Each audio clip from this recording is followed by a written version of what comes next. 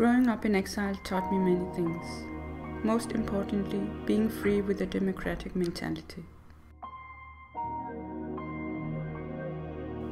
On the plane back to Bahrain for the first time, my heart was bumping heavily due to mixed feelings.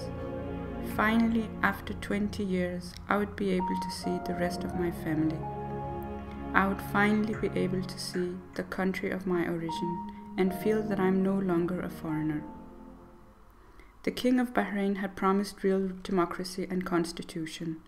That meant that all political refugees, like my parents, could safely return to Bahrain. I couldn't stop thinking though, would I be able to live in a country where its ruler had imprisoned my father and tortured him simply for participating at a pro-democratic rally? The first thing that amazed me was seeing 3 huge portraits of the king, the crown prince, and the prime minister, almost everywhere I looked at. Later, when I visited the school where my cousin's daughter attended, I was shocked to find out that everybody, kids and parents, had to stand up respectfully and sing the national song, which contents mainly is a salutation and self-dedication to the king. I also found out that all school books, from kindergarten to university, begin with the 3 portraits. My cousin didn't understand my reaction. To her, it was the normal way of life. To me, it's a total brainwash procedure. Soon I was caught up in my everyday life. Being busy building up my career made me forget that I was living in a dictatorship country. Every day on my way to work, I passed the Pearl roundabout. In the beginning of 2011, I noticed something unusual.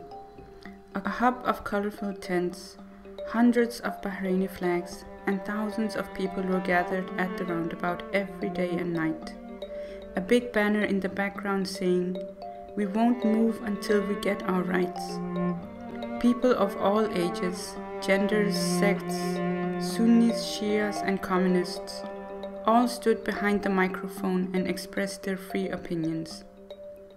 They made speeches, read poems, even sang.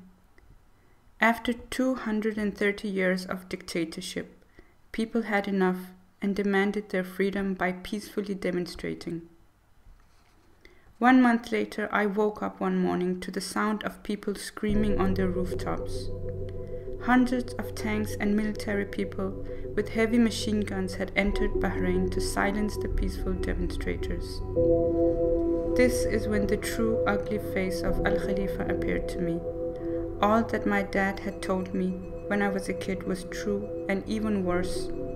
Pearl Roundabout, the symbol of the peaceful revolution, was demolished.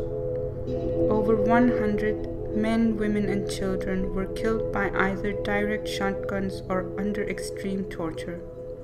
Mass arrests, mass firings from jobs, and many countless horrible human rights violations was, and still is, being committed on a daily basis. My parents had to flee the country immediately.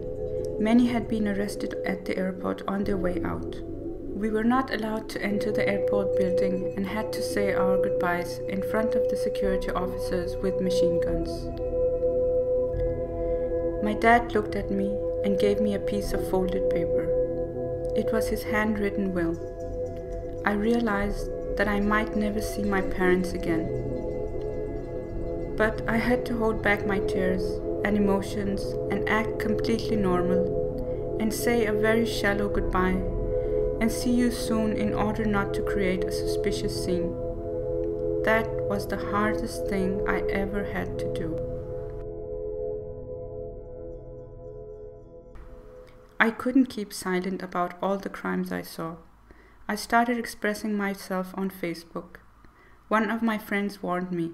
She told me, "You're not in Europe anymore." But I couldn't stop. How could I stop when children were losing their eyes? How could I stop when youth were being arrested and tortured and dismissed from university?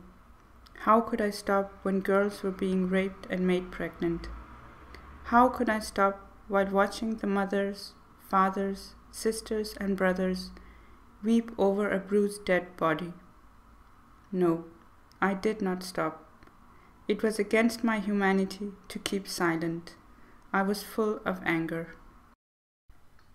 I'm back to my old life in exile again and have to start all over. But this time as a different person. Now I know that the world is not sweet and easy for everyone.